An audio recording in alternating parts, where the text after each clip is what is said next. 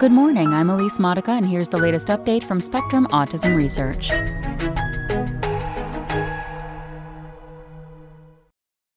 Autism subgroups converge on cell growth pathway by Angie Voiles-Askham. Neural precursor cells from people with diverse forms of autism have similarly atypical patterns of development according to an unpublished study.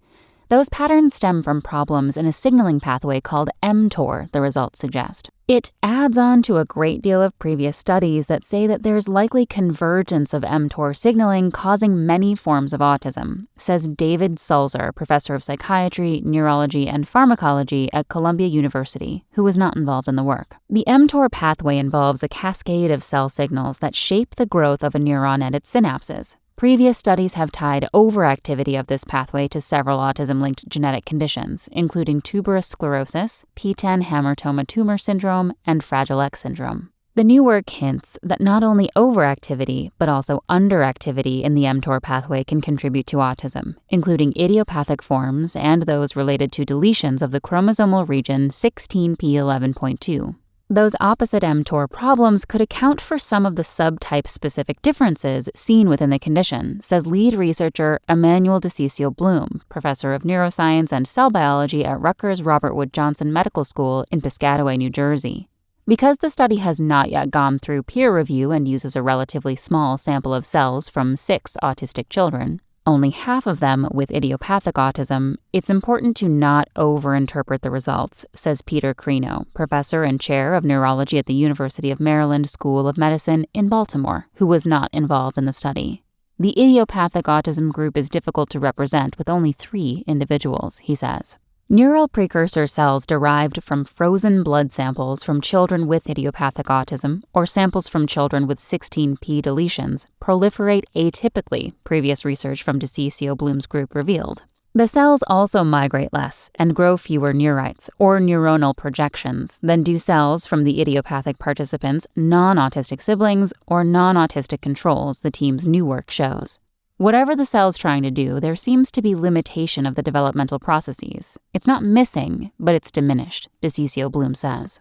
The children with idiopathic autism had no genetic mutations in the 16p region that could explain the commonalities among cells from the autistic participants, whole genome sequencing confirmed. And adding growth factors to the cultures stimulated migration and neurite formation for the sibling cells and for 16p11.2 cells, but not for cells from children with idiopathic autism, suggesting that the shared traits arise from different mechanisms. Of the 6 autistic children whose cells had problems with migration and neurite growth, 4 had elevated signaling within the mTOR pathway. 2, both with idiopathic autism, had reductions within that pathway. Amongst all this heterogeneity and all these differences in autism, there might be some common driver, says study investigator Smithri Preem, a resident physician in psychiatry at the University of Pennsylvania in Philadelphia. And perhaps it's mTOR, at least in a decent chunk of people.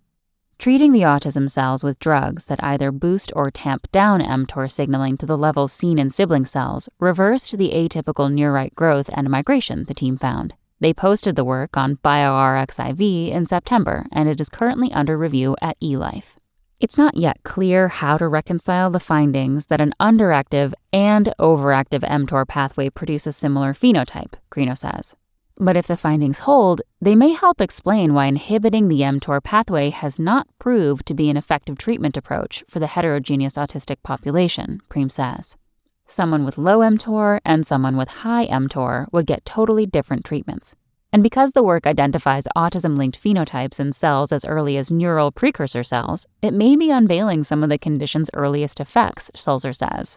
There's no doubt that some of the many disorders that we lump together and call autism already have major effects long before the age of 2. DeCiccio-Bloom and his colleagues plan to study whether their results hold in cells from other people with idiopathic autism and other genetic forms of the condition. For now, Preem says, it seems that dysregulated mTOR might be a biomarker for some forms of autism. The question becomes, which forms? That's all for today. Check back next Monday for more content from Spectrum Autism Research or go to spectrumnews.org.